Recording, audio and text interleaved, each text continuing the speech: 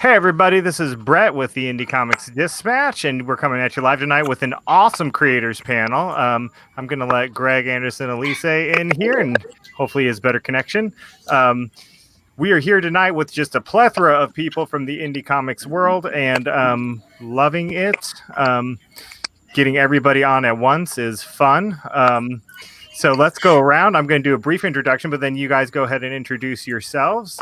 We have with us tonight Tyrone Jackson with Sovereign Comics, Brian Lambert, Wingless Comics, Malachi Bailey, also Wingless Comics, Greg Anderson Elise, creator of Iznana the Werespider, Brandon Foster, Family Time Comics, Paul Richards, Black Moss Comics, and Jason Richardson, J1 Studios. Welcome, guys. How's it going? Good. All right.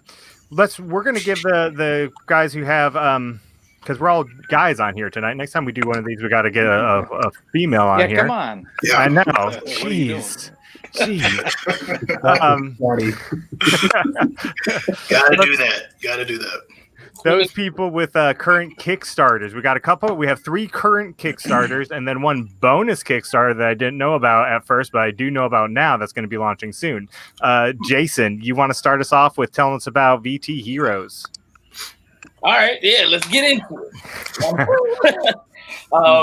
VT Heroes is a deck building fighting card game. That's right, deck building fighting card game. Nice. The theme is tokusatsu. If you don't know what tokusatsu is, think Power Rangers. Remember, like VR Troopers, all that stuff. So it's characters in suits. What you do is you take 3 stat cards and you build your character, and then your opponent will build their character with stat cards, and you have a deck of action cards that you can customize however you buy packs, you customize and all that jazz. And you fight Street Fighter style. So it's pretty much if Power Rangers, Street Fighter, and The Matrix came together and just said, let's go at it. They're not a team. They're all in it for their own reasons. And on our Kickstarter, which is up now, has a few days, like about a week or so left. There's different tiers starting from $40 up to the $1,000 tier, which people have been jumping on because... Damn. Yeah. That's wild. That is wild. Listen. That's dope. Let me tell you why people are loving it, though. Because people are loving it because what I'm doing is I'm making you canon to the series, not an appearance. You get to choose to be one of the 9 main characters because these, these heroes here, they're just digital constructs. So what you do is in the story, you log in and become that character. I don't know if you've seen that episode of Black Mirror with it was like Street Fighter. Yeah. Strike and Viper. Yeah. But you see how when they logged in, they were different people. Mm-hmm. Same thing with this. And so their story is going to revolve around the person more so than the character. So even though we have different characters that's like super muscular, it can be controlled by, when logged off, it's like a little girl in a wheelchair. You know what I mean? So your name and your likeness becomes the official character canon. And this goes for the graphic novel. When we decide to go over to animation, when we do the live action, we will find actors that resemble you, resemble your likeness. So you literally become the official character. Right now, we have 9 characters, and 5 of them have already been taken and claimed. That's really, really cool. That's awesome. I just posted the link down in the comments for people watching. You can go to the comments there and click on the link and be taken to the Kickstarter campaign for VT Heroes. That's awesome, man. I like that. Yeah, it got funded within 30 minutes. Okay, so I lowballed it, of course, because I only was like $500, right? Real quick, I'll tell you, $500 because I just wanted to get copies so I could send out to different reviewers. I didn't expect. I accidentally posted it 2 days early because I was trying to finish setting it up, and I accidentally posted it because this is my first Kickstarter. So I was like, "Oh, this is great! I can't wait. I'll set it for 2 days from now." And it was like, you made it live. And I was like, wait a minute. Wait, what? No. I was freaking out. I was losing my mind. I'm like, oh, I'm not going to make this goal. Like, everything's going to go downhill from here. And then literally half an hour later, I got an email like, you reached your goal. I was like, so on an accident, my Kickstarter got funded in 30 minutes. I'm just going to say it's That's because I shared it on my Dang. story, because I remember when you posted it Probably early, you it. sent the message. So it's totally because of my story, because Three people and they're all on this video see my story. So, It was meant to happen. It was meant to happen. That's so awesome. That's what you call a happy accident. Yeah, and the Yeah, thing that right. people like, and the thing that people like is that it's body positive, Mhm. because in cosplay and in stuff like Power Rangers, there's that one body build for males and usually one for females. So you find actors that fit this one role, and cosplayers who love Power Rangers and stuff like that get chastised for being either too small, too big, too tall, too short. So I went out of my way to make body positive characters. So there's a big guy who's one of my heroes. There's half of them are women. We have a plus size woman, and to push the real body positivity, I even had a very petite woman. So like, there's a lot of girls who are very thin who are like, oh my gosh, you see us. So we got that, and our pink one is a dude. Come at me. I love it. That's sweet. That's dope. Awesome. Well, Greg was going to go next telling about his Kickstarter, but he's having connection issues. No. He just messaged me. So, Greg, if you're listening, keep trying. I'll try to message you back in just a minute, too. I'm still going to post your Kickstarter link. Greg is the author, creator of Nana the Were Spider. The 3rd volume is on Kickstarter right now. It's like $74 from being funded. So, like, if you're out there watching, go fund it. I just did a review on it. It is, I think, the best volume yet. And if Greg gets to join, he can tell you more about it. But it's a really good story. Tyrone, that means you're up. I gotta follow that. Yeah, you do. You do. And while you're talking, I'm gonna post your link in the comment section so people can go continue funding your project. Cool. So the project that I have on Kickstarter right now is a project called Stars. It's about a group of women who all come together in Los Angeles to be musicians, pretty much. They all come from different walks of life and everything. Pretty much all of them went to HBCUs. So that's a cool thing that I have within the comic. But they all come to LA to be, rock stars. They all meet, but eventually they find out that they all have powers, except for one of them. She's an alien, but they pretty much find out they all have powers. So like the main character, her name is Shylin. She can sense that they're all different, that they all have powers, because that is her power set. So like, she can tell if someone has powers. She can kind of read their power, understand what it is. Then she can also touch you, take your power from you, use it for herself, or take your energy or your health or whatever, and then take that and transfer that to her teammate. So she's like a walking buff, rogue but black. But so that's everybody who's read it. That's like, oh wow, she's very much like Rogue. I'm like, yeah, but she can use multiple powers at once. But so pretty much that's her. This is the cover for it for Stars. I would say the way that a lot of people have noticed with it. Let me turn that light off. That light is really wrecking this. Hold on right quick so y'all can get a better look. Bam, there we go. That's the cover. So all the characters, you have Shylin right here, aka Siphon, who's the leader. You have Render, who's here. She's actually Inuit and black mix. So she's Eskimo, pretty much Inuit and black. And then you have must have this on reverse. You have Avian right here, right? She's the alien. And then you have Soul, who is right here.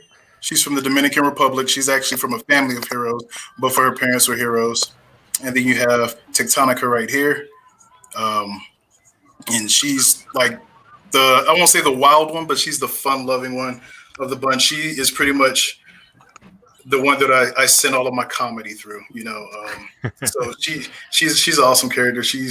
But yeah, so that's pretty much the one that's there. The cool thing that I have going on with the Kickstarter is one of the biggest things that I wanted to do with Sovereign Comics is reach out to the cosplay community and stuff with a lot of my characters, because just like you were saying, a lot of individuals when they go and cosplay characters, if they're too big or if they're too skinny or if they're black and they're cosplaying a white character who is actually Japanese, so I don't really understand that terminology, but so I was like, what, let me give characters that if people do want to cosplay them, can't say nothing about it. But the cool part is I actually have 2 cosplayers. One of them I sponsor right now, named Mutant Glue. And Mutant Glue, she's pretty much she's claimed Siphon. Siphon's her character, so she's the main one that's cosplaying her. So one of the cool goals that I actually have on the Kickstarter is one of the covers is a cosplay cover. So it will be her on the cover cosplaying the character. And pretty much what I'm gonna do every Kickstarter is whenever one of the characters does get a cosplayer, they will get a cover going on. There's already one who's doing Tectonica.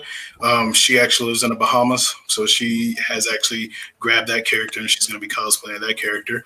And she's going to be on the second cover. I think I told her. If not, if she's watching this now, she found out. Surprise! Right. So the cool thing in issue 1 is, like I was saying with the characters, they're new to the hero thing. So in the book, I really wanted to get a hero team that has absolutely no idea what they're doing. This is brand new to them, because I have my other title, Cipher Team, and they've been in it for over a decade. So they are the elite of the heroes. They're the Justice League of the Sovereign Universe. They, make no mistakes, but they have mistakes here and there. So I wanted to create a team that needed work.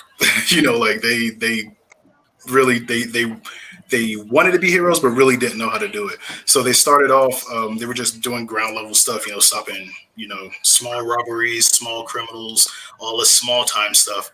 But in issue 1, they run into a villain who is more than what they can handle. She pretty much introduces the speedsters of the Sovereign Universe, which I have a way that I've created them.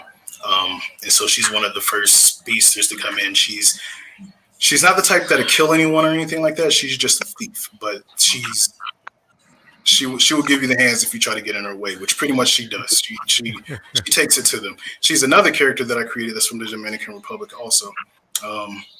But yeah, so they run into this villain. They can't handle her. She pretty much puts them in their place, and this continues into the second issue, which I'm hoping if this Kickstarter makes enough money and everything like that, a lot of that could be, well, I plan to put whatever's left over into the second issue anyway. It's halfway finished. I got a lot of pencil pages. I'm inking that one. And yeah, I think that's it. There's a lot of stuff planned, a lot of things that come from it. It was one of the titles that I had that I kind of, even though I had small plans for it, I had this feel growing up in the 80s and stuff like that with my sister. We used to watch Jim and the Holograms and stuff like that. And I remember that was the last time you actually saw like a all-girl kind of, superhero type of team like that, other than A-Force and everything else that started coming out. And I was like, so when I started creating this, I was like, wow, it's giving me a Jim and the Holograms feel. I was like, but I'm gonna go a different direction with it so people won't say it's the exact same. The only similarities are that they both do music and stuff like that. So pretty much what ends up happening is, with them, they have to figure out how are they going to balance this hero life and this rock star life. Because in the beginning of issue 1, they're actually the beginning of it is kind of like a step into the future. Like you see where they're at, and then it flashes back. It shows you where they started, and it's like they're preparing for Battle of the Bands just so they can get the opportunity to go from indie to frontlining for one of these well-known bands that's already there. So that's where they're at. And when they step out as these heroes and they run into this villain, like I said in the trailer, it changes their life forever. You have news shoppers and everybody looking at them fight. And then eventually it's like, okay, what are we going to do? Because now you have villains who know who we are. We're trying to be rock stars. Do we keep it secret or do we tell the world? And that I'm gonna leave for people to find out as they read the books to figure out what happens, what they decide to do with that. But yeah, it's a fun book. I really enjoy writing it. I never like it. It shocks me the people who like it because I expected girls to like it, which a lot of women women that read comics, they love the title when they've read it. But a lot of young men love Stars. Like they love it to death. Like one of the ladies who brought the comic when I did Free Comic Book Day here in Colorado, she brought the comic and she said her son asked her to read it to him every night. So she was reading the comic to him every night. Now, to me, I was like, wow, that's shocking to me. Like it was kind of up. I was like, okay, well, That's so I awesome. started getting more hyped about it and started moving forward. I was like, okay, well then I'm definitely doing something good with this title because even though I had a demographic, that demographic seemed to, evolve into more people. So I was thinking, I was like, wow, it's kind of a cool thing that I'm writing this book and writing this series and is reaching out to everyone and, no matter who they are, everyone's enjoying it, so yeah, That's awesome. but yeah, that's Stars in a nutshell. So Live on Kickstarter.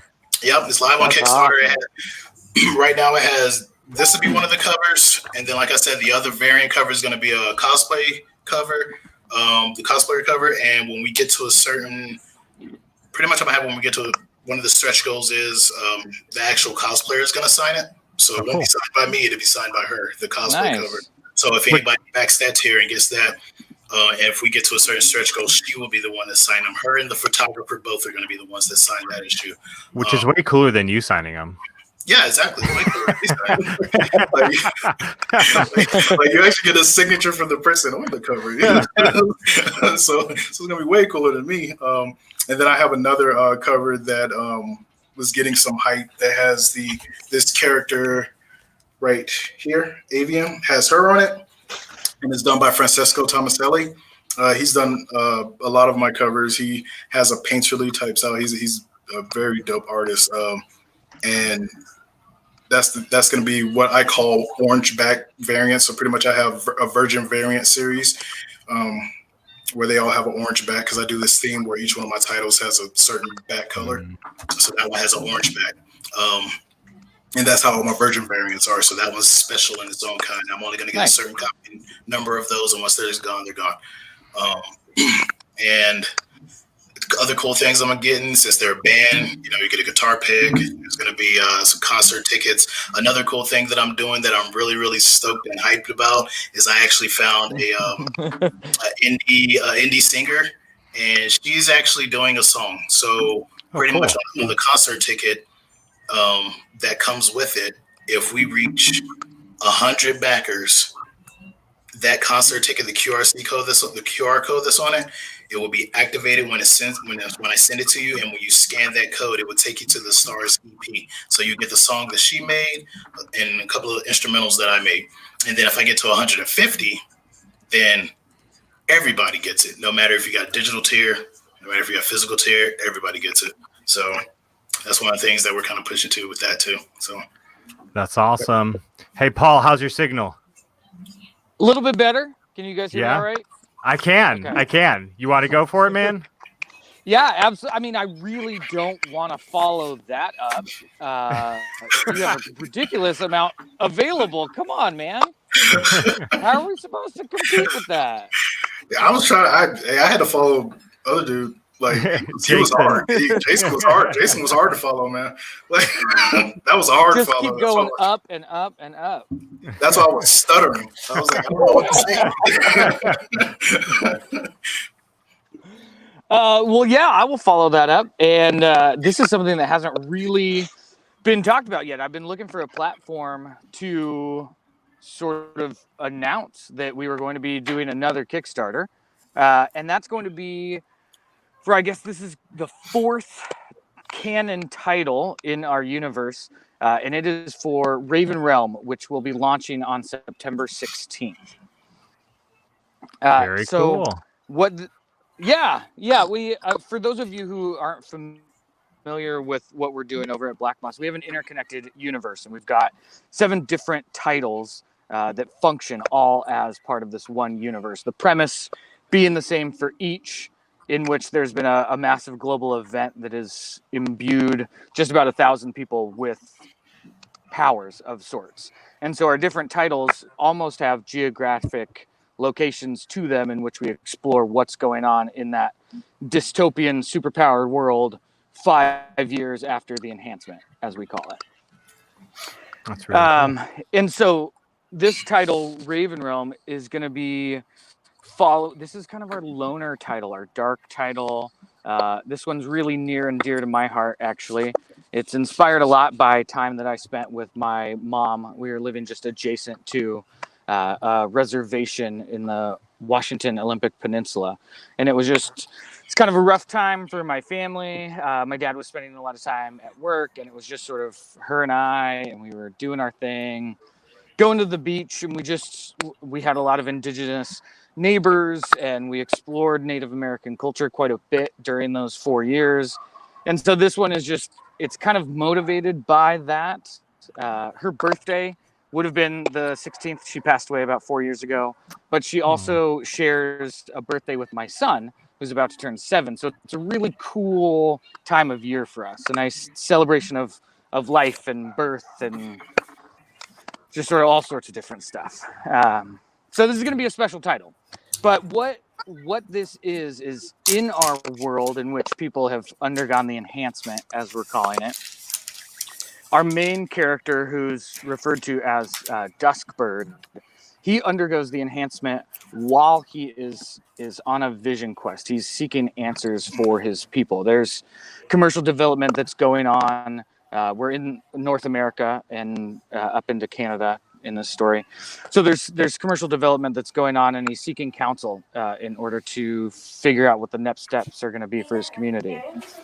And while he's engaging in this vision quest, the enhancement occurs for him.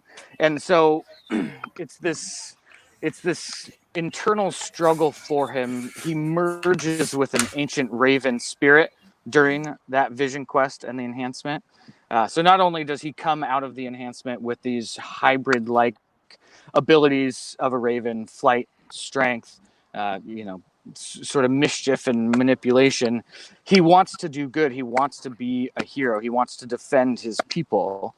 But because he experienced the enhancement while in his vision quest, he has merged with an ancient raven spirit that we're calling the unkindness in this book. So it's a loner story in which Duskbird is trying his darndest to be a hero, but with every fight, with every bad look that he gets from someone, a wry glance, an upgraded voice, the anger inside him builds, and this unkindness, the spirit that dwells within him, is closer and closer to emerging. So it's this funky dystopian kind of dark gritty approach. We're going to do a 30-day Kickstarter for that book. It's going to carry along our story from the universe. And we'll have a few books that come out after that. Agents of Eden 2, Fox Force number 2, and then Iron Tides number 1 will be the next titles after that. So we're really excited. I don't have nearly the amount of illicit goodies that Tyrone has, but we're going to be offering a variant cover, a virgin cover. We're going to do stickers. I really want to offer trading cards. I got a trading card just in the mail today from a Covenant Comix Kickstarter that I did, and it's awesome. It looked really good. So I'd like to add that in there. But if you want to talk later about stuff I might be able to do in the next 2 weeks, that would be awesome. That's really cool. Thanks, Paul. So that's coming September 16th. Yes. But hey, we're not just here to talk Kickstarter campaigns. We're here to talk creative process with indie comics and get some advice out there, talk your personal experience. VT, is that the VT Heroes helmet? Yeah. That's awesome. That is dope, dude. That's clean. I'm actually working with some of the actual Power Rangers because I'm friends with the Red and Silver Ranger from Power Rangers in Space. And why are you the coolest guy? Right? You're friends with Andros? Yeah. That's true. I had him at my convention. I had him and I had Zane at my convention in Atlantic City last year. Thanks for That's saving awesome. that till we finish. Thank you. Yeah. If you want to talk about giveaways, yeah, this is in the Kickstarter. You get a helmet from the show. That's clean. That is clean. That's clean. That's awesome. That is clean. So let's talk creative process, guys. You have all created a book and put it out there. You are all published.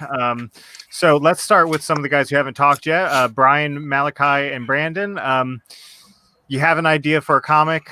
Now what? Brian, why don't we start with you? Ooh, you have an idea for a comic, and now what do you do? My first thing, what I tell everybody, what I tell myself, what Malachi has to tell me all the time, is research. I think research separates the good stuff from the bad stuff. Agreed. I think everybody has a story to tell. Every person is creative in their own right. There are a lot of people, and it's very easy to tell, like an artist, when you see an artist that practices, an artist that does its thing, because it's visual. We're in a visual medium, so very easy to tell a good artist from a bad artist. What's a little bit different sometimes is telling a good writer from a writer who hasn't really studied or honed their craft. It takes, sometimes multiple read-throughs. Sometimes it's in the nuance. They say the devil is in the details. So that's a very, very, very big thing. We're also in a place where we all grew up on comics. We grew up in these big stories, Sailor Moon and Dragon Ball and X-Men, and you got these galaxy-spanning tales. But we oftentimes forget that they start with the smallest things. So you gotta really get in there, dig into your character, know what story you're telling. Don't expand too fast. You go from people who do an issue 1 with one character and then want to do an issue 2 where they've got 12 and they're trying to take over the universe. There's no build up there.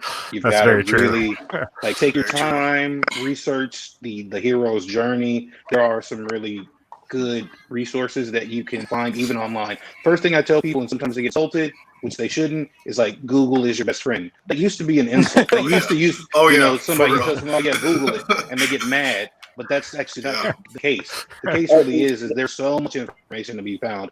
Google and the Wikipedia are really like the Library of Alexandria. Like, it's not burned down anymore. It's there. You can find all the knowledge and everything you need. So, sit down, take your good ideas from your bad ideas. We all have that one story that we've been trying to write since we were in elementary school, but it actually really sucks when you think about it. Like, it's actually really, really bad, and you're just getting back at every bully that you've ever had in your life. Like, don't write that one. No, excuse me. I'm gonna say write that one. Write that one, and then put it in a little box, and they just there you go. Right? Yep, get then your system. The second story that you write, like, that's the one you go with. And again, just really get really solid on your ideas. We've seen great franchises turn on bad ideas. I love Star Wars. The story of Anakin Skywalker should be the greatest story ever, right? It's the story of Satan. It's the story of the fall. The greatest of the greatest becomes the most evil of the evil. But then what happened? They didn't take time before they wrote it out. They didn't really think out the process. And I know, sorry, hey, George Lucas, if you're listening, I still want a job. I'm just critiquing your work. I'm not saying it's like I hate it because I love it. I'm just saying that there are some things that went wrong. So when you see things like that happen, it's because people didn't really take the time. They went on like the flash and not the substance. And the substance, especially when you're in comics, ultimately ends up being the greatest thing. There's a reason that we still go back and read Mutant Genesis. There's a reason we go back and read The Dark Knight Returns. There's a reason we read The Death of Superman. There's a reason we read some of the comics that we do that, Crisis on Infinite Earths, that are years and years and years old, because their substance was there and they really laid the groundwork, no matter how old or how far or how distant they are. So research, plan it out, guys. Brandon, Brian already kind of touched on it, but you have a comic that's not superhero related, is family oriented. But have you had bad ideas? Like, does every idea for a comic book you have need to be published? No.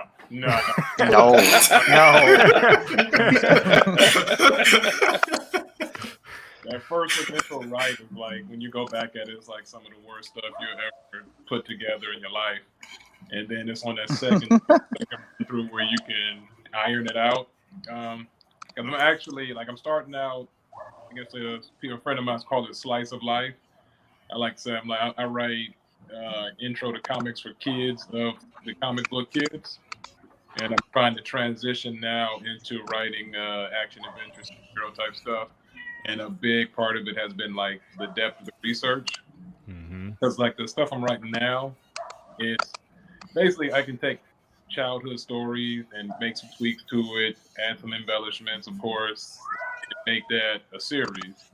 But it's when you go into real depth character development, just building up a world is probably like the most intriguing part about it. That's where a lot of the research I'm doing so far is going into. Very good, very good. Malachi, you have a novel, correct? That you are now adapting to a comic. So what has been some of the struggles with that? Malachi's novel is called Her, and the comic coming from Wingless Comics will be Her. What's the process like for that, going from this idea that was kind of in the novel book format, and then maybe other people out there have this idea for a novel or book, and translating it then into a comic book? I think for me personally, it was more so trial and error. When I was first given the opportunity to write Her about 5 years ago, I was in a group or in a setting where they didn't really care about my idea. So they kind of strung me along. So me not believing in my product, it really hurt me in the long run, when I was getting the book out there. So actually, I published a book in 2016.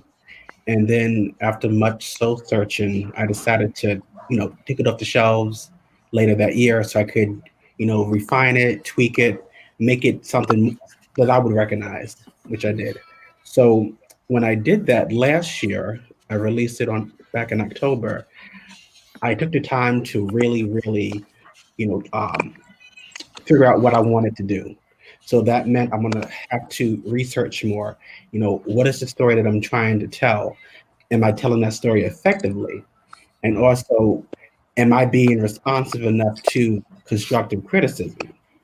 So when I was able to get the cover that I wanted, when I was able to get an actual editor for sci-fi and fantasy involved, it was a totally different book, at least to me. And by following it, by doing it my way, by doing it the way that it should have always been done, it opened up, a plethora of opportunities, which led into me meeting Brian, and he actually was reading the book, and he hit me up.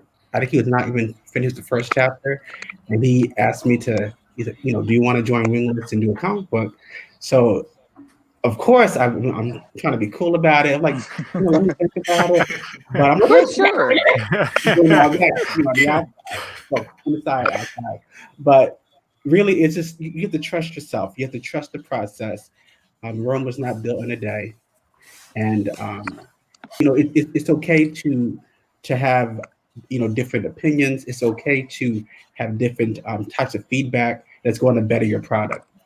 And now I'm actually in a place where I could, do her comic books, build this world, which we call Wingverse. So it's pretty exciting. So, I take the good and the bad. Very good, very good. Let's talk a little bit about the dynamics of writing an actual comic book script, because it's not the same as writing anything else. And so, Jason, do you want to talk for a minute about the differences between comic book scripting versus, say, writing a play script or a book? Yeah, I mean, it does. In some ways, it's the same, but in some ways, it's like different languages. Because I'm a director. I'm directing a ton of stuff right now. I don't know how, but they're all different genres too. So I'm like one mindset to another, and I think we've all been in that boat with like books. Now, for me, I've done some like for hire jobs, where they wanted me to do an adaptation of like either a movie, or they gave me. I've gotten some bad ones. I've gotten some scripts where I was like, I'm looking at it and I'm like, this is like the most boring adventure I've ever read in my life, but somehow I have to visually make this thing look exciting. And I think the most exciting thing he did was go to the grocery store. But he's supposed to be like this like super fighter, and I'm very confused.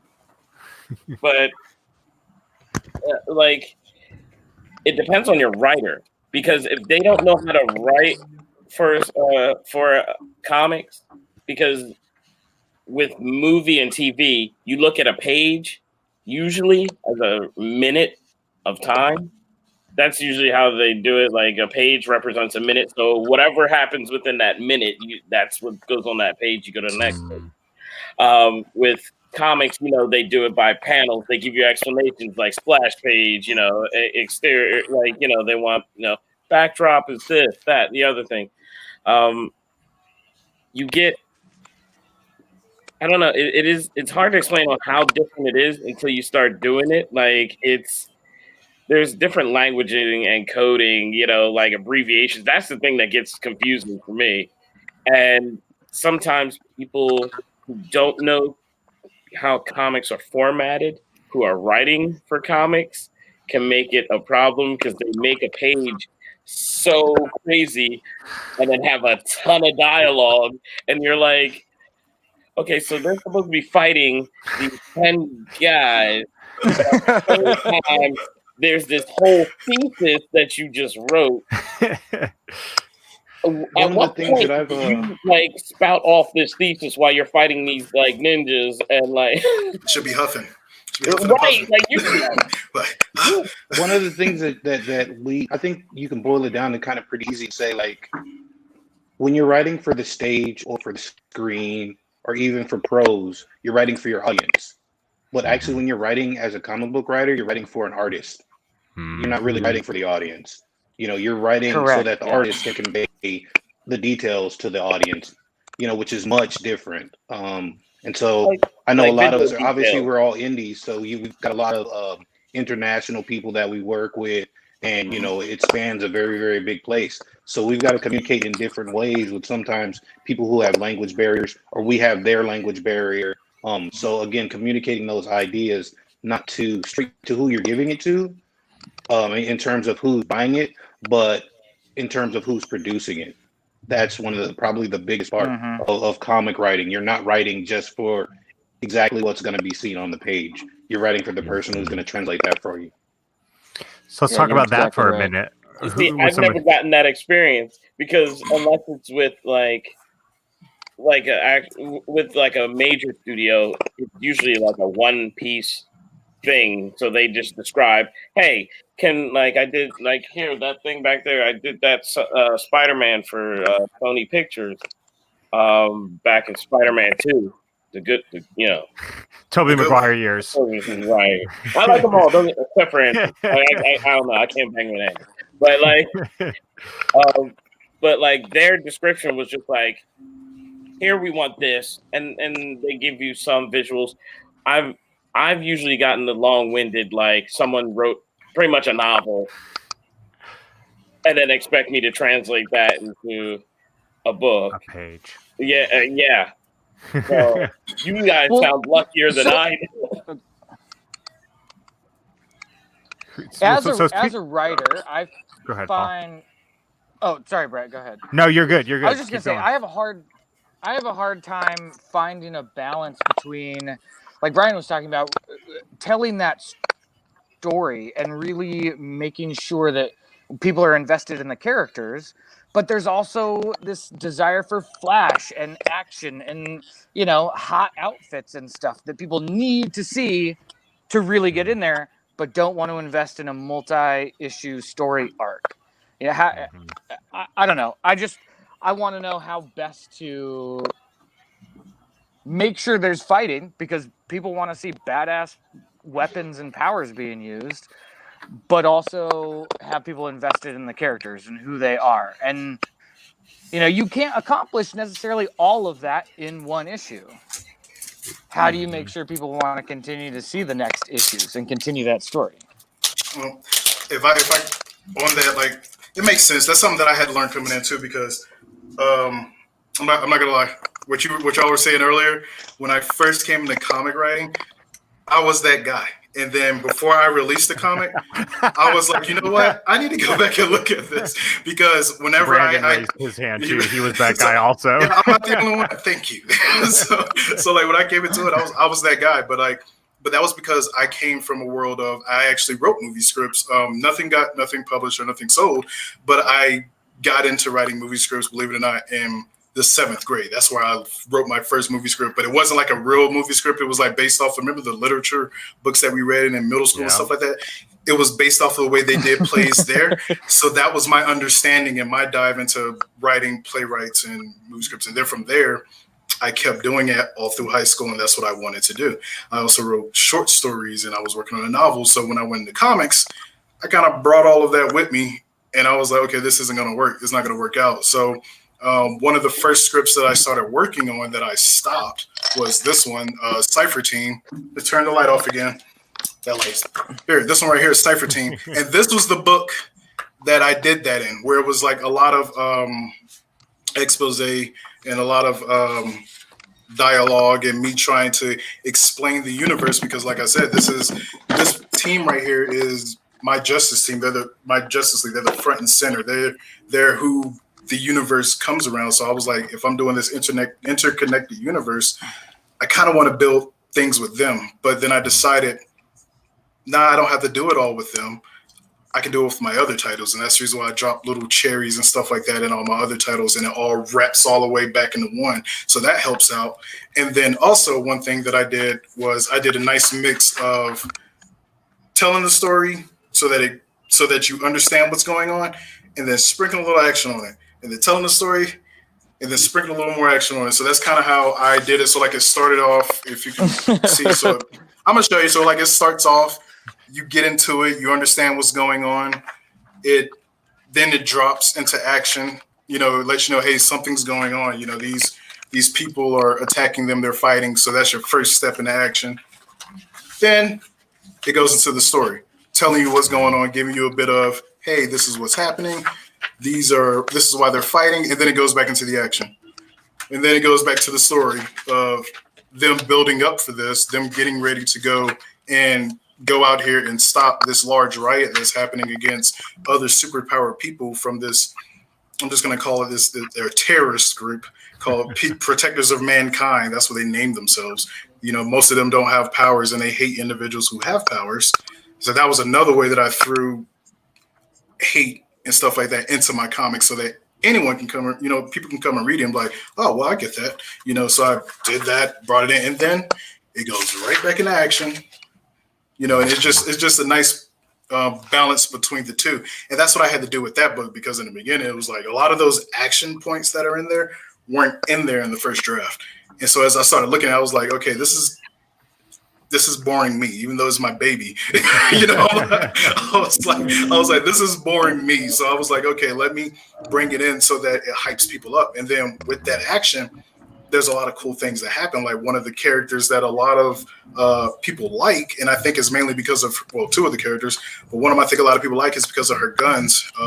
She goes by the code name Recoil, but her real name is Jacera. She actually was an Olympic athlete. She's from Detroit.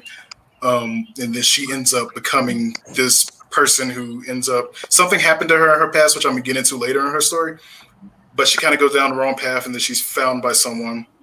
And then she becomes this individual that's leading her own rescue group.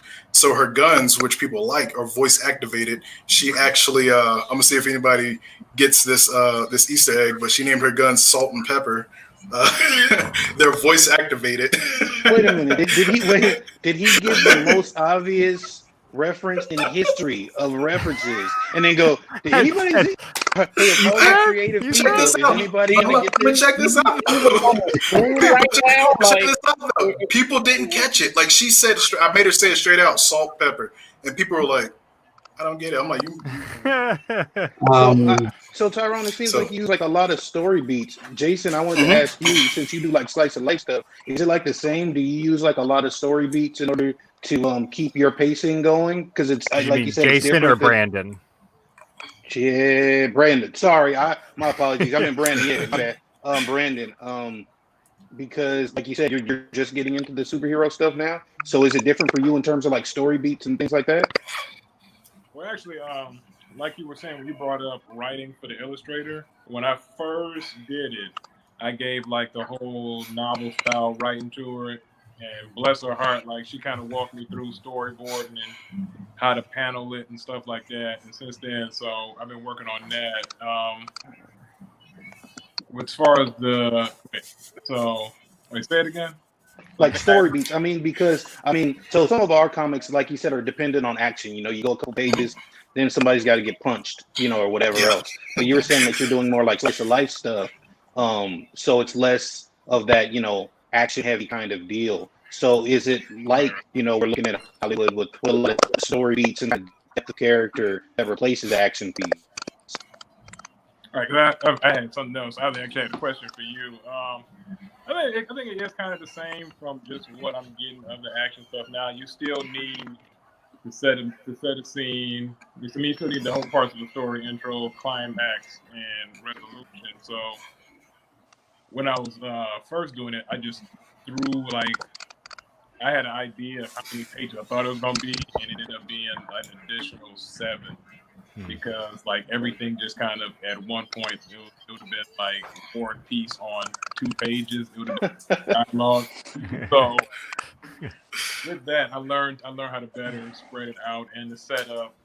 Well, in this scene, like I want because it's about the family, mostly husband, wife. They got 4 kids. Our first one, the 2 sisters get into a fight. About she assumed one of them stole her stuff. So I had originally, it was like she ransacked the whole house, then came banging on her door, and then was getting into it as opposed to like building up to it, setting the scene and the atmosphere forward to where you kind of like building tension, so you get more of that. I'm pretty sure that's going to be the same thing with writing action. But I would have to say for you guys, how is it that you put in dialogue with fighting? That's kind of where I'm drawing the most. I don't say blanks, but it's like that's the most I'm concerned about. I want to have fluidity, like you guys were saying. Well, like where it goes from you got the build up, and then there's an action, the climax of the action, and then it kind of goes from there. For me, one thing that I do, because I actually in the military and stuff like that, in the Marine Corps and the Army, I learned how to fight. So obviously, you know, hand-to-hand combat and stuff like that. One thing you aren't doing is really having a conversation with someone as you're fighting them and stuff like that. So whenever, I'm not like, I'm doing this for blah, blah, blah, and I'm putting you in the ground. You're not doing that type of stuff, But one thing that I do, if I do write that and I want that character to say something, I personally will either use like a, how you have like the characters' caption dialogue box, their own little caption box. I'll use that to make it seem like it's, and the reason why I use those more than the thought balloons, because I've always hated thought balloons. Like I hate them with a passion. Like I just do not like them. So I would use those. And that's how we get their thought across, as if they're thinking in their mind, but I don't have them saying it. And then in some cases, I just don't say anything. I let the action on the pages talk for themselves. And then if they come to a stalemate, or if they break apart, or something like that happens, then they will, when they get that break, then something may be said then. We got a question from Harold on Facebook. It says, "Hey, question for anyone. Paul, you've had the least talking so far, so we'll let you start with this one. What's the toughest thing you have had to overcome when making your first comic, and how did you overcome it?" That is a really good question. And I would honestly say that the toughest thing was doing it. Believing enough in myself and my stories, and that I was creative enough, and that someone else out there actually did want to read this kind of stuff. It's one thing to spend years and years and years in your basement or talking to friends about, hey, this character would be cool. It's another thing to go out and network and meet people like yourselves and find an artist and find a letterer and write the script and storyboard and do all of that kind of stuff. I think the toughest thing is honestly just putting your foot out the door and doing it. Anybody else have? Oh, Yeah, Money. go ahead. I mean, Money. Okay. Let's be real with everybody out there. let's talk about the green man in the room. Comic books are not cheap, man. You can sell a print for listen, $20, and you know what I mean, which costs you considerably less to make than a comic book. If you try to sell a comic book for $20, everybody's gonna look at you crazy. Money is a major issue with what we do. It's great, and once we all overcome it, hey, if anybody overcomes it before me, let me know because I'm gonna join up with you. But at the moment, you know, it's a constant hustle for all of us. It's a constant grind in order to get the capital to do what we love, and again, to be able to do it in a comfortable place. You know, that's why we're on Kickstarter. That's why you have the things that we do. Brandon, you were going to say something a second ago. Money is one. Then I think the hardest is finding an illustrator. Yes, which brings me to a good that I wanted to bring up because we've been talking a lot about illustrators. Jason, you illustrate stuff, correct? Yeah, I'm a writer and illustrator. So you can give us some advice here.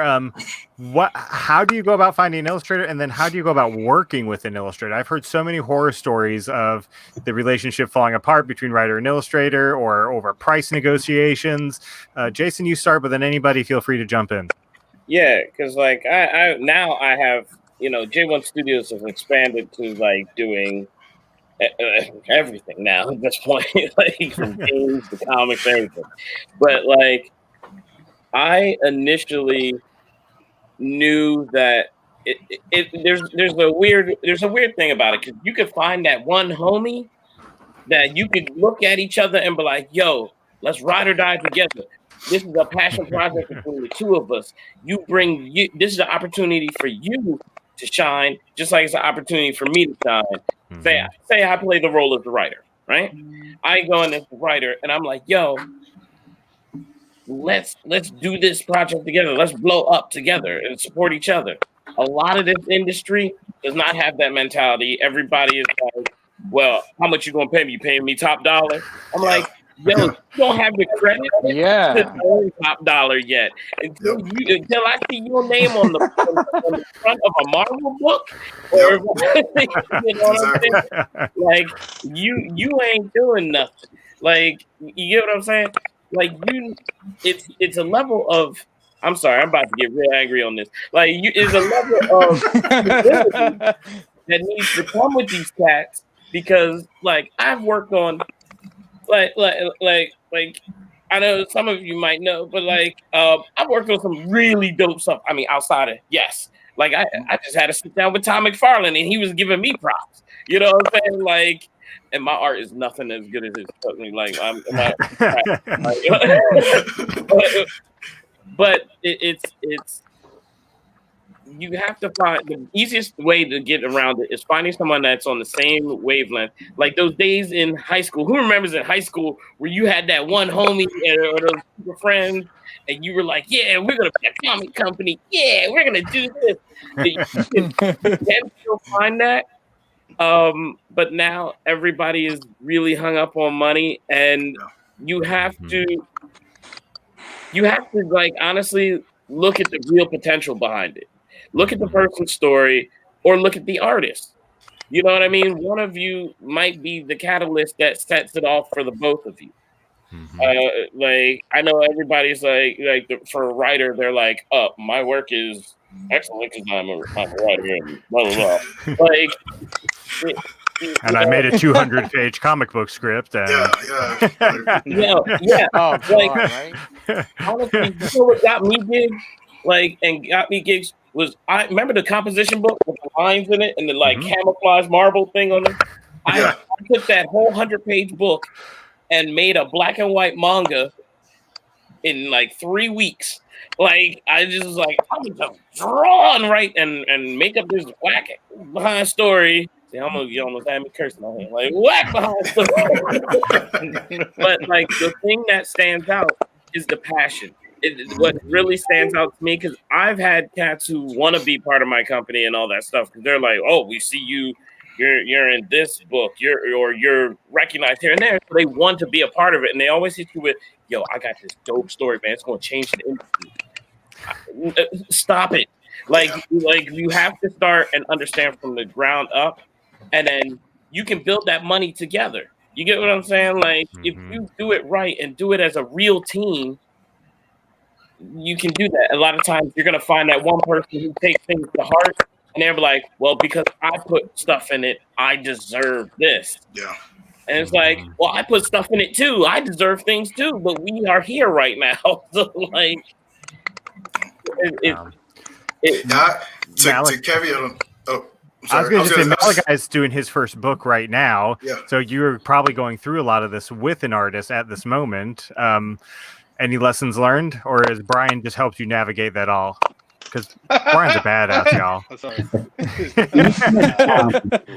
He's been a tremendous help because I was pretty much like a fish out of water, and just learning, how to like window shop for artists, and see who's good and who's better than this one, and this one is not the field that you want for the book, but maybe you could use them for something later on, or maybe they should be a pinup artist as opposed to interior art. So, we're only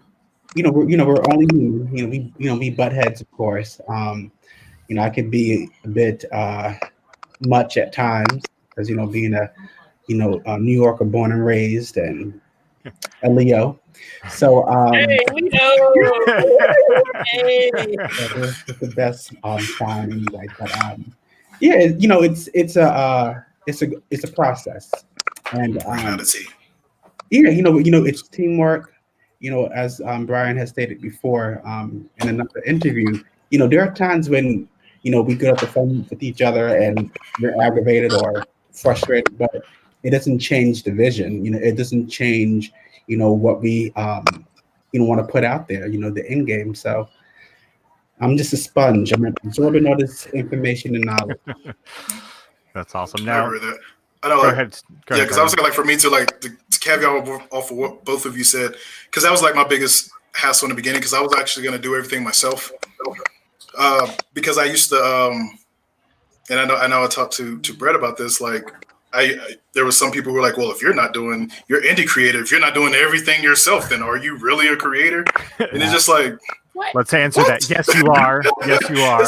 Yeah. Aren't you the same person that reads Marvel and DC? So they have different people doing different things, but pretty much as I said, coming into it, I came from a totally different background. So for me, it was like, I had to, when I realized I wasn't going to do all of myself, because right now I have 5 titles that are out and literally 15 more titles that are in the backworks that will come out that are all based off of this. I started building my team. So I found artists that I can trust. And what I did was like what you were saying, Malachi, is like when I brought in my first artist, I was like, hey, can you do this cover for me? And then I saw his stuff and I was like, oh, okay, he's good. And then later on, now he's my lead artist because he draws Ayano Stigmata, he draws Cipher Team, he draws Temple High. I'm probably going to end up putting him on another book. So he has 3 books, him and his brother. I don't know if y'all have heard of them, but Mark and Marvin Marvita is who I work with, and they're my artists, and his brother's a colorist, and he's the pencil and inkler. And so one thing that I started doing with that, because like I will reach out to other artists and stuff, and be like, hey, would you like, I like your art, and I have this title, and I'm curious if you would like to work on this title. And they will all come at me with that whole, well, $200 a page. Who are you? I'm like, where's your name at? Where's your Wikipedia? Yeah, exactly. Yeah, exactly. And that's what I will run into. So I created a rule because, like I said, I was going to do everything myself in the beginning. So I know how to draw characters. I know how to draw sequential art. I know how to ink. I love inking more than drawing, but I know how to ink. I know how to letter. I know how to color. I know how to do all of that stuff, but I have artists doing it to help me. But for me, I'm the writer, I'm the character director, I'm the inker on one of the titles, Stars Issue 2, I'm inking on that, and I'm also the letterer. So my new rule is that I give to artists, I'm like, well, if you're not better than my lead artist and my lead colorist, you're not charging me more than they are. If you're not a better inker than me, you're not charging me more than I charge other people whenever I ink. If you're not a better letterer than me, you're not charging me more than I charge other people when I letter their books. And that's what I started doing, because some people, like you were saying, like some people, Like it's like their first comic, and they want to charge you astronomical prices. It's like they want to get rich off you. It's like, if I pay you this much, that's it, right? We're gonna do 2 pages, and that's the end of the book. Like that's the end of everything, So, but I have a question like, for you. I have a question for you. Have you ever reached out to an artist and you have a nice little opening? Hey, I represent blah blah blah. I'm interested in working with you. Do they ever leave you on red? Yeah. yeah. I've had artists, not say anything back. And then the crazy part is I had one artist do that, right? And then I released another title, and I started getting more followers on Instagram. And then that artist came back, and I left them on red. I was like, Jason, you were going to say something. I was going to say, see, me, I'm crazy in Jamaican, so I have to have like 50 million jobs. So I write and draw 3 different books right now, and I do the art for the game. So I remember I wanted to bring people on when I first started it, and I was like, "Yo, you should join up. I got this dope idea because I like seeing a lot of people look at the end result of companies and groups, and they don't pay attention on how they got there. I'm obsessed with how they got there. Like companies like back in the 90s, like Dreamwave and like all those guys, which now eventually broke off to become Udon, that got the license to do Street Fighter. Now they're the official artists for Capcom. They were like a group of friends, and they started their studio in their garage with a folding table and like 5 folding chairs. And they didn't have no dope programs. They didn't have they literally had pencil, pens, and passion. And I was like that, and I was trying to get people on. I was like, yo, if we follow these same steps, we can do these things and get recognized for these said things. And we may not be rich. Who knows? We don't know where it's going to go, but at least we can do it as a team. They were like, nah, man, I don't know, man. If I ain't getting no money out of it right away. No. So then when like a couple years passed, I'm on DeviantArt and all that stuff, talking to people and all that stuff. Next thing you know, I started getting a bunch of fan art from people. And I was like, yo, I should put together a book on my stupid characters. Like, next thing you know, I'm getting 300 pieces of fan art from over 30 countries. Like, I got like a whole book of fan art because I wanted to be like Capcom so bad. Like, so I wanted a tribute book. And then next thing you know, those same cats are like, yo, man, you want to put me on? You want to put me on? I was like, no, man, because no. And then next you know, they're trying to butter me up. Next you know, they're in my tribute book doing fan art of my characters. I was like, you could have been blowing up with me, but you are fan. Like, they don't know. Sometimes they don't know. They don't know. It's weird. I think a lot of it too, because like a lot of people, they don't want to work together, and that's the weird part too. Like one thing that I used to do, I have a lot of indie creators. Like I've talked to, like once I've talked to you, we've talked, and I give people help and stuff. Like another creator, Vonell Young, I work with him, and help him with this stuff because he read my book Temple High, and he fell in love with the dialogue in Temple High and how I did that. So he was like, "Can you help me with dialogue?" I'm like, "Sure," But a lot of people don't do that. I'm not going to help you. And for me, I have my bachelor's is in business development. I have an MBA in marketing. So I did a lot of papers on business, Marvel, DC, Apple, Apple and Microsoft, just to name those 4. And they all helped each other. But people are like, no, they're rivals. And it's like, no. It's like Microsoft bailed out Apple. Apple bailed out Microsoft. DC bailed out Marvel. Marvel bailed out DC. Matter of fact, if you want to know why Disney owns freaking Marvel right now, it's because of Apple. Because Steve Jobs was like, I don't know anything about comics. Disney, you want to? So they were the ones who saved them. It's like these big businesses, they help out each other all the time. And that's the reason why money keeps circulating and keep moving around. But when you come down to our level, everybody's like, I'm not helping you. And that's a thing, I think that's a United States thing. Because I've worked with people internationally, and they're more, they're humble, and they're like real about it, and they're like, "Yo, let's work together." Yep. That's a cool idea. let me give you. Hey, you want me to color a cover for you? Yo, I could throw in a little something for you. I've worked with like cats like all over that. They're just cool. You know what I mean? And it's like I don't know where it happened because it used to be like that here. But I think because so many people want to be that shining star, because especially when the late 80s, early 90s kicked off in the comic world, like when it came to Western comics, everybody became standalone rock stars. You know what I mean? Like Jim Lee was known, Tom McFarlane known, like Eric Larson, like you knew all the names. You know what I'm saying? It's not as much as it is now, but like that energy has still been passed on. Yeah. So a lot of people don't want to team up because they feel like they're going to lose their shine, or you might get the shine and they won't.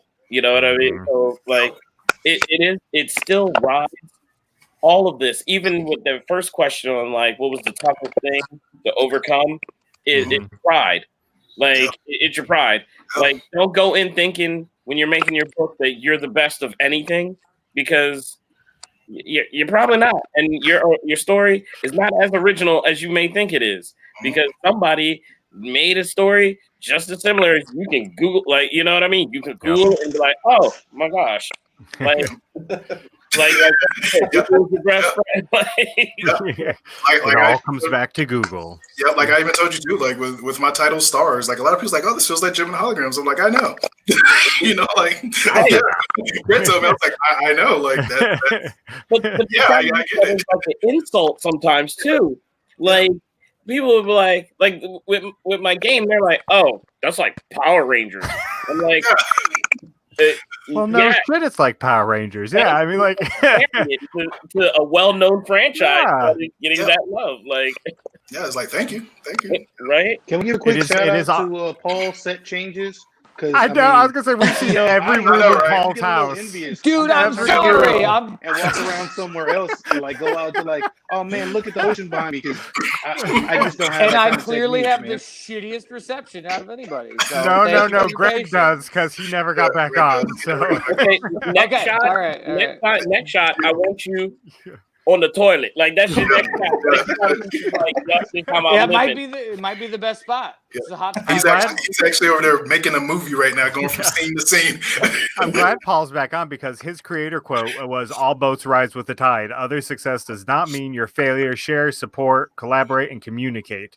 We're all building something together, which is one of my favorite creator quotes that I've posted from interviews, because it's true, and it's been echoed in maybe not the exact words, but from so many places. Like just getting all you guys on tonight. Like nobody's like, no, Brandon's going to be there, and I don't like not family work time. With that guy. Yeah.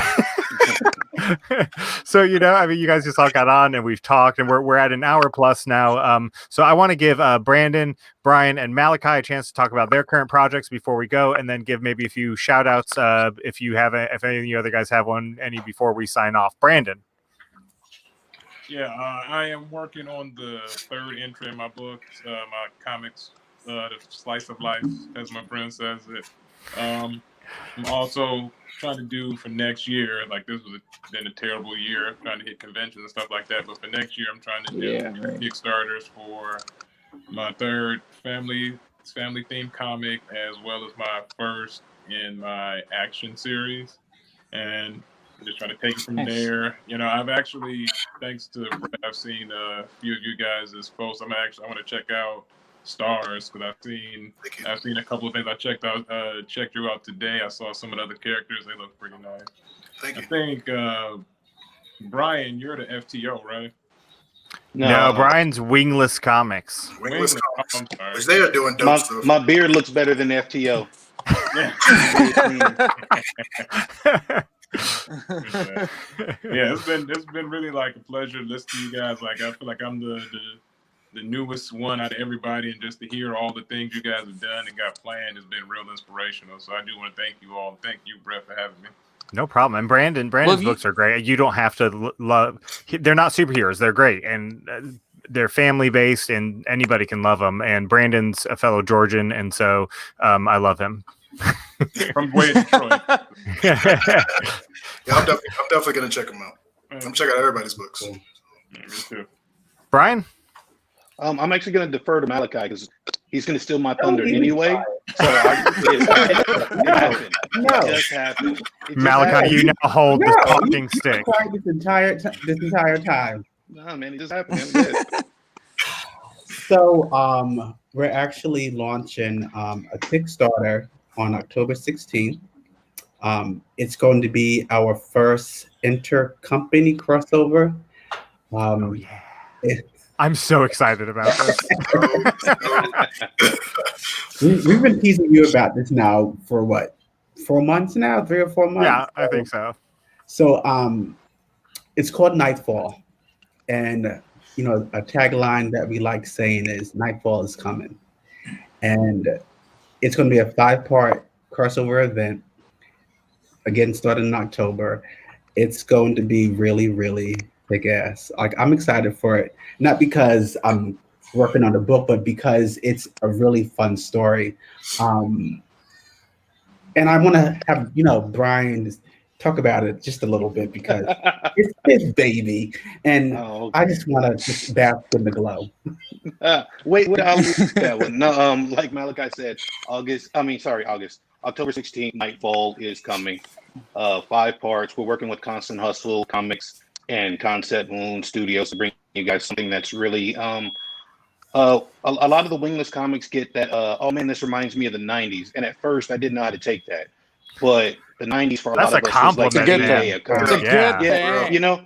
Yeah. So I hear it too. It's a great thing. So I'm definitely honoring that style with the narrative that we're putting down for Nightfall. It's very a very Extinction Agenda, a very old school when X-Men was still really, really, really dope. What Hickman's kind of bringing back now. We're obviously gonna have some really, really good surprises for you guys. We try to get our Kickstarters chock full of extras for you guys. There are going to be some new sculptures, new Funko Pops, probably new figures we can get into. For the creators, there's going to be some cameo spots in some of the later issues and substantive cameos, man. So you can really see your character shine.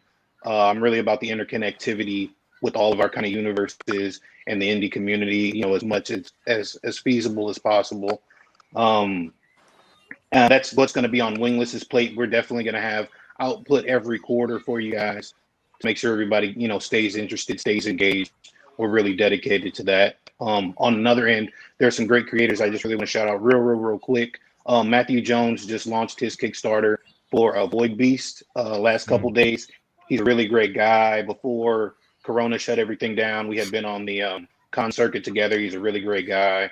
Void Beast is a really expressive story about, it's a werewolf plus, more.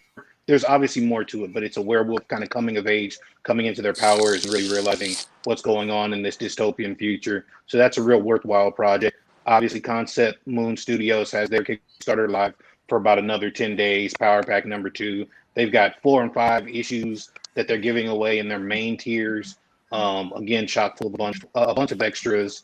Theory, the Astonishing, who will be appearing in Nightfall, is coming back in 2021 from Constant Hustle Comics. There's just everything out there right now. It's going really well. I've obviously got to shout out Ray because he's been a really, really great mentor and friend to me in this comic book industry since I started. And I know that he has the worst connection, even worse than Paul's. Worse than Paul's connection, right? Paul was doing the Impossible. So I know Greg had a bad connection, so he couldn't get on. But Via's Mana projects have been really, really good. There's a panel, if you guys haven't read it, in Volume 1, there's a panel sequence that makes the entire book in Volume 1. Volume 1 is worth it for one panel sequence, and it gets better from there. So I know the same is true for Volume 3. I may or may not have already seen it, and I may or may not be able to tell you it's amazing. So go check it out. Like I said, there are a bunch of really great Kickstarters. I can't wait to see Black Moss is a new one. I want to see that because I supported the last one. So, I'm really excited for what's on the table in front of all of us. That's awesome. Thank you, Brian. So a couple quick questions off of Facebook land. Willie asked, do any of you collaborate? Obviously, Brian just covered that real quick. Brian does collaborate. And I think most of the people on this feed, except for me, are willing to work with other people. I just don't no. No. And then Willie, you missed our discussion. He commented, he came in late. Willie missed our discussion on All Boats Rise with the Tide, and that there's really that thread with a lot of the indie community. I won't say all the indie community, but a lot of the indie community has that mentality. Matthew says, share your thoughts on self-publishing versus submitting and the pros and cons of both. I've heard, and you guys could correct me, the pros of submitting is you'll never hear back, and the cons of submitting is you'll never hear back. Yeah, pretty much. That's how it works. Because I know in the beginning, for myself, just talking about myself, when I was deployed, I started working on my universe back in 2007. And as I was working on it and stuff like that and writing everything, I had one of my fellow soldiers. He was reading the stuff. And he was like, "Dude, why don't you submit this to DC?" So I was actually thinking about submitting these stories to DC to try to become a writer for them or something like that. And then I started thinking about it, and I started looking at things and started understanding business more. And then I realized if I submit this to someone and create a new character, then that's gone. Like, I really can't do anything with that character. That's gone. So that's the reason why I decided to just self-publish, because I have full control. I can do whatever I want with my characters because they're mine, and I have all creative control of them. I don't have to worry about someone saying, "Hey, take your black character and make them white, or take your white character and make them black." Like, no, these are my characters. They're who they are. Leave them the hell alone. So,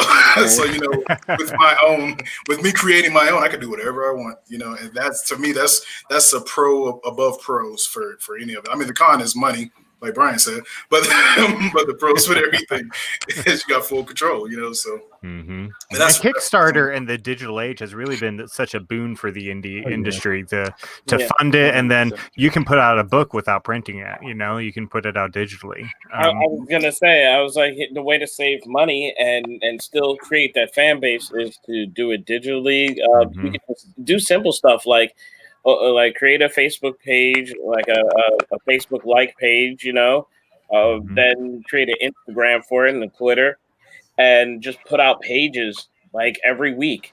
You guys watch anime for the most part, right? Yeah. Oh yeah, definitely. I do. There you go. Good. At least I got one customer right there. One of the things, a perfect example of how this could work out for you. You've heard of the anime One Punch Man, right? Mm-hmm. Bald guy. Saitama. Yeah. That was a webcomic. Right. That was originally a webcomic. Not a printed comic. Yeah, it was an indie webcomic, and it was so popular that a studio was like, "Can we make this move?" Like, and they're like, "Yeah, sure, go ahead." Like, and then now there's games, there's animations, there's movies, there's all this stuff. Like, all that stuff is super important. And nowadays, the brick and mortars, as much as I love them, that's not the scene for the indie market, to be honest. Like, our scene, I mean, it's good to have books there, Don't get it wrong.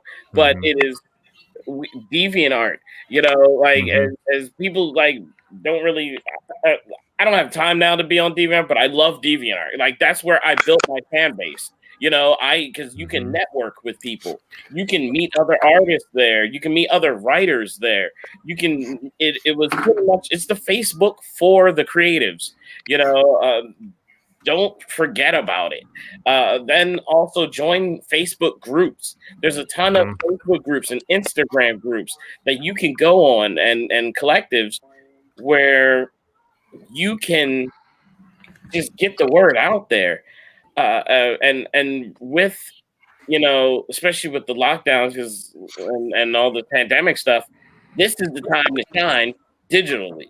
Because the pandemic ain't going to slow you down digitally. And Reggie Byers, when I interviewed Reggie Byers, he, by the way, Reggie, I love Reggie. I love Reggie. He's bringing back Jam Quacky, which is my absolute favorite. If you don't know what Jam Quacky is, then Go look it up. You'll thank me I'll later. find He told me about webtoons. I had never really heard of webtoons, and there's people breaking through with webtoons, and just they start with webtoons, and then they end up with a paper book. I want to give Willie a quick shout out because he's been chatting and following along. He's got a book called City Earth that he's trying to get published. So, guys, if you're out there watching, and Willie, we're going to check it out. That looks awesome, man. It's funny you say that about Webtoon too, because Crunchyroll has something going on right now where a couple of their animes were actually on Webtoon. Like God of High School is one of them, and Tower of God. And God of High School is Oh my man. God. If y'all have not seen that, that anime is clean. Like, And it was literally a webcomic. It was a webcomic. It was a webcomic, and like it got so much hype that animation studios now are looking for that new flavor, and they're like, yo, this thing is getting a lot of traction. They check it out and they're like, you know what? We got to. Like, you're not even putting money into it. Like, they're like, no, we're gonna work on these projects. Mm-hmm. Somebody tried to say my name a second ago. Who was it? Nobody? Probably Paul, Maybe because he disappeared. Oh, probably. Yeah, he did. Another thing I want to caveat on that too, because I've seen a lot of indie, and I know I've seen Wingless around forever. You know, I've seen a lot of you are doing your thing coming up now, but I have seen people try, don't make $1 million and drop off. So one thing we gotta understand is, this is a hustle. Like Brian said, this is a constant hustle. You aren't going to make $1 million off your first book. Shout out, Lawrence. Yeah, I was going to say, there you go. Shout out, Lawrence. like you are, and if you do, like, holy crap! But like, usually that doesn't happen. You aren't going to get a movie deal or a TV series off your first book. Like, people look at The Walking Dead like, oh, The Walking Dead, but it's like The Walking Dead had like 80 something issues out before they decided to make a TV show out of it. Yeah, even when people look at Ninja Turtles, it was the same thing with them. Troy said, I'm trying to get my own thing started called Slapshot. So there you go, Troy. Shout out to you, but not sure where to sell the thing or how to reach me on my own IG feed. Troy, I think the guys just kind of gave a ton of good advice about that. About just putting it out there, Webtoons, DeviantArt, and just getting it out there. I know Tyrone and I have talked about this, about what people like to see on their feed, and people love to see panels on their feed to see that the book has substance before they buy it. So, and digital, you can always put it out there digitally. It's about proof. Because everybody and their mother is like, oh, I'm working on a book. Oh, I got this dope idea. All right, let's see some pages. Right. Like, that's the real of it. Like that's the real of it. And I'll give you an example of how I started my company, because like when I started, web comics were just becoming a thing.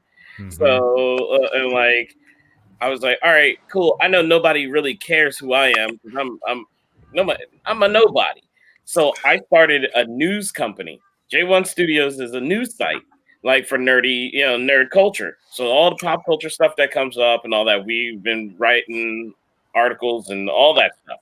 So then on the site, I have a section that's our comics, and then I had a section that's music, and then a section that's all this different stuff, because I wanted to give people a reason to accidentally stumble onto our product. Like they're like, oh, this thing about Batman happened? Oh, and then they're like, what's this comic thing? Oh, isn't it comics? All right, cool. And then I look at my insights when I first started it, and that's what happened. People would like go and read the news articles, and then after a while, they're like, well, let me see what else is going on around here. And that worked for me. I would also say, if you don't mind, real quick, I'd also say for someone trying to break in, because I noticed he said he's trying to break in and he wasn't sure where to start. One, Facebook is a great resource. So I would say dive into the indie community. It's very, very there's easy tons to of find groups on Facebook and IG. Dive into it, but don't drown in it. Remember that you still have a product that you're trying to get out, and you still have a thing you're trying to do. So dive in it, learn what you can, link up with people, network, do all those things, but don't get so caught up in the fact that like you're part of the indie comic community, and that is where your stake comes from. Remember that your product is actually getting the book, and is actually getting the work done, is actually getting the picture out there. Whatever it is, continue to do that part of it, because a lot of times that gets lost in us talking about our nerdisms or our own projects or whatever else. Remember that as you join into this community, you still have a voice, and getting that voice out to your audience and out to your fans and your supporters is in certain ways far more important than showing me as Wingless Comics or Malachi as Wingless Comics or anybody else. You know, learn what you can and network, so that you can still push your dream forward, because it's all about a dream for all of us. If it wasn't, we would all be working for Marvel. Like, if it was that simple, we're all indies for a reason. You know, one reason or another. We can't just go knock on Marvel's door and say, "Hey, hire me," because we all would have done it already. Because they're laying people off right now. So right. So just, you know, remember that part of it. Start where you start, and I know that sounds trite, but it really is true. Like I said, dive into the indie community, network a little bit, and get your story out there and tell it the best way you can. And that's all you can expect from yourself. And that's all you can expect from anybody else. And people, once you do that, once you tell it the best way it can be told, it's going to resonate with people. It doesn't matter. Now, if for whatever reason it doesn't, don't make that a reason you turn your back on your passion. Go back and refine it and really get that story that you really had, that really got you first involved in wanting to do it, because it's there. You just have to translate it so that people understand. These stories are universal. Our thoughts are universal. Our passions are universal. People are going to dig it. You just have to get there and refine it so they can understand it and they can hear it, and you'll find your audience. I do want to give a shout out to everybody that's on the panel tonight, because to my knowledge, well, Malachi, I haven't read yours yet, but I'm going to trust that there's nothing there. All of you guys have made books that have no grammatical or spelling errors in them. So way to go, guys. Please.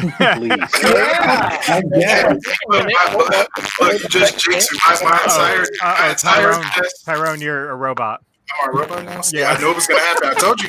You did say it was going to happen. But that for me as a reader, not as a comic book creator, but as a reader, is so important to me. I've said it before. The editing of a book is really important to me because it'll pull you out. And all these guys right here have done that. And the other thing is don't obsess on making it perfect to put it out there. Yeah. Put it out there. Put it out. Yeah. Get it out there first. Because let me tell you, everybody, all of us here has had that moment. Mm-hmm. Get that first issue of your book, that first time when you're like, it's real, and you're holding your first so comic. hard. Oh, I remember my first issue. I cried like an ugly baby. But the thing for me is like I know I told Britt this before, but my first issue was Orisha Exos, and the reason why I went with that is because I wanted to do, like I was saying earlier, my title Cipher Team. It has so much weight behind it. I didn't want to release it in its tank, so I started off with Orisha Exos, and my first print was horrible. Oh my gosh, it was so bad. Big black borders around the edges. Like the letter was tiny. Huh? What, Brian? I was like, it's Paul changing again, man. I'm getting set envy. I apologize. I'm very envious of Paul's scene changes, man. Yeah, I know. I want a scene change too, Paul. You know, It's Paul. the same room from just 7 different angles. That's all it is. Yep. Paul, I hope you don't take offense to this at all, because you know I'm a big supporter, but you do kind of remind me of Rick Grimes from The Walking Dead, and so That's I just fine. imagine you. I get that. I get Rick Grimes. I get Charlie from It's Always Sunny, and back in the day, I got Emilio. So I'll take it. Yeah, I see, Joe. I get Little Wayne. I get Little Wayne, Little John, Whoopi Goldberg. Like, Whoopee. Oh man. All right, gentlemen. Yes. Let's wrap it up because we're at about an hour and a half. Any last shout outs before we go off? I'd like to give a shout out real quick to Vonell Young and Thomas Johnson. Thomas Johnson, he's the creator of the Rexline Universal Dominion. So if any of you in here are really into mechs and stuff like that, and Gundam and all those storylines, check out Rexline Universal Dominion. It's dope. Like it's about mechs and Earth and fighting aliens. I'm not going to give too much away, but check it out. He does have Instagram, and he's on Facebook too. And then Vonell is the creator of Delta Dogs, and I'm actually working with him in season 2. So if you haven't heard of Delta Dogs, also check out Millennial Comics on Instagram, Millennial_Comics93. And he's also on Facebook too. Both of them already have 12 plus. Well, Von has 10 and Thomas has 12 issues of their titles. So So they have a lot of things that you could read. And like I said, I'm helping Vonell with season 2, and season 2 is going to be dope. So, Brandon, you got any shout outs? Not really. Well, everybody follow Brandon B. Foster Author on Instagram. Yeah, Foster Author Instagram. Like I'm just thinking about getting ready for work in the morning. This post office grind. Oh gosh. Malachi, Brian, you gave some shout outs already. Any to add, Brian, before we move to Malachi? I just want to shout out Indie Comics Dispatch. There's this guy over there, Brett. He's pretty cool. He's had Wings Comics on a few times, so we appreciate it. We appreciate the platform. Also, Head Nerds in Charge, because they've been pretty. They give a lot of love and just do something for the community. So, keep grinding. Thank you guys. We appreciate the platform. Oh, you got a wristband. Dang it. Well, I'm a co-host on Head Nerds. oh, dope. Dope. Okay. Dope. Malachi. Pretty much a thank you to our supporters, our friends and our loved ones, who've been instrumental in supporting our dreams. We had our first Kickstarter this year that wrapped up in July, and it was just, overwhelmingly, positive, and just, it helped us, feel good about what we're doing. So I want to say thank you to them, and I hope they enjoyed watching this podcast. Paul just dropped off. I'm going to assume he was going to give me a shout out. I don't know who else. While we wrap up, okay. So, Paul's back. Let me get. Oh, he's not connected yet. Hold on. While we wrap up, before I get Paul back to give his shout outs, next week we will be on here again, but with a guy named Brian Lambert from Wingless Comics. If you don't know him, he loves to smile. We'll be talking representation in comics and starting with Gusto with Brian next week. So, Paul, you're back. Got any last minute shout outs, man? Final round. Yes. I want to give a shout out to my friend Diego Morales out of Guatemala City, Guatemala. We had a conversation earlier in the show about finding that one homie that you just jive with and like actually wants to work with you and wants to shine together. And Diego, he goes by Diegonski on Instagram. He's doing our Fox Force title exclusively. He's going to do the full run, which is 9 issues.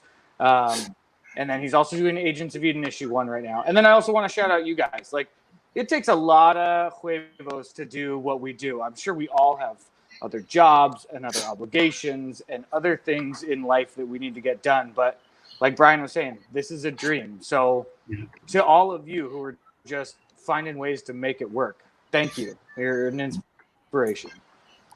Well, everybody, on behalf of everybody here, I'm Brett with Indie Comics Dispatch. Joining us tonight was Tyrone Jackson, Brian Lambert, Malachi Bailey, for a very small portion, Greg Anderson, Elise, Brandon Foster, Paul Richards, and Jason Richardson. Guys, thank you so much for being here tonight, and thank you for talking comics and giving the great advice you've given this evening to everybody out there in Facebook, YouTube, Twitter. We ran out of IG stream feed. That only goes an hour. To everybody else that's still hanging on out there, thank you so much for being here, and we'll see you next week. Take it easy. All right. Yeah. Yeah.